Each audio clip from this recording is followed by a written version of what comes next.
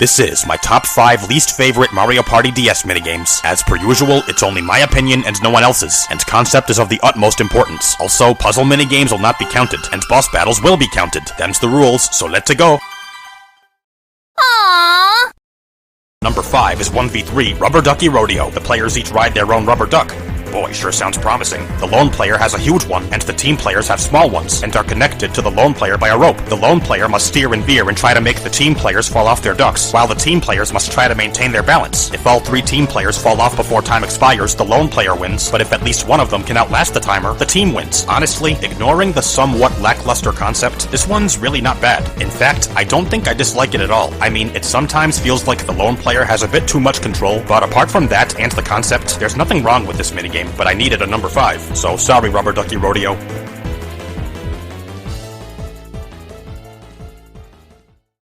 No!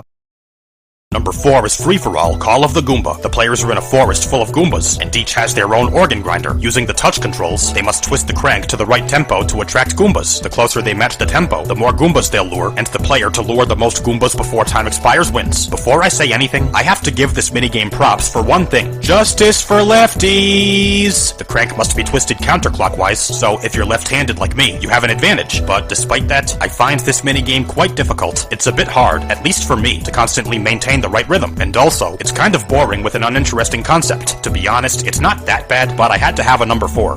Wow, Mario Party DS doesn't have very many bad minigames.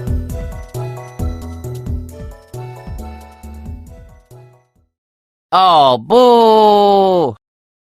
Number 3 is a tie between Free-for-All Trace Cadets and 2v2 Double Vision. Both these minigames have players drawing on the touchscreen. In Trace Cadets, each player must draw shapes to fill up their board, and the first one to do so wins. In Double Vision, each team must draw a Mario character as accurately as possible before time expires to score points, and the team to score the most points wins. In both these minigames, you have to make neat drawings, which wouldn't be a problem if you didn't also have to rush. Sloppy drawings are bad in both minigames, since they don't count in Trace Cadets, and cost you points in Double Vision, and we all know it's impossible to draw neatly without taking our time. I think Double Vision is better than Trace Cadets due to the teamwork aspect of it and the fact that it's easier, but I still think they're both bad for the same reason, so they get 3rd place on this list. That's what I draw from this. Oh, you stink!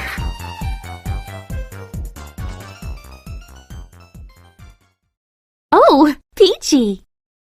Number 2 is Free-for-All Cheep Cheep Chance. The players take turns choosing ropes, hoping the one they pick will have a Cheep Cheep. If it does, they win, but if it does not, they lose.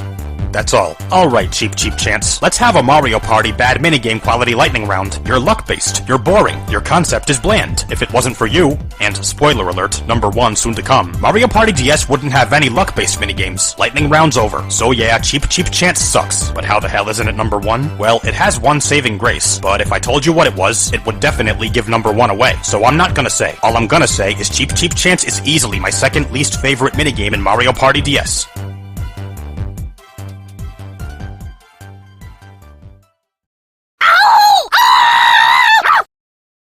The worst Mario Party DS minigame is Free-for-All Chips and Dips. Each round, the players take turns choosing face-down cards, each with a different number. The number they get will determine how many poker chips they'll score, and the player with the most chips after 3 rounds wins. Yes, this one's luck-based also, but unlike Cheep Cheep Chance, it's not boring, and I kind of like its concept. So what makes it worse than Cheep Cheep Chance then? You tell me. By now, you should know what kind of minigame is guaranteed to be the worst if it exists. Oh, it's because your copy of the game is pirated. You should really get a legit copy. No, dingus, it's because it's a battle minigame. Ugh. If Chips and Dips weren't a battle minigame, it would only be number 2 on this list and Cheep Cheep Chance would be the worst, because, again, it's not boring and its concept is kind of interesting. But as even a brain-dead person should know by now, if you're both a luck-based and battle minigame at the same time, you may as well go dig your own grave.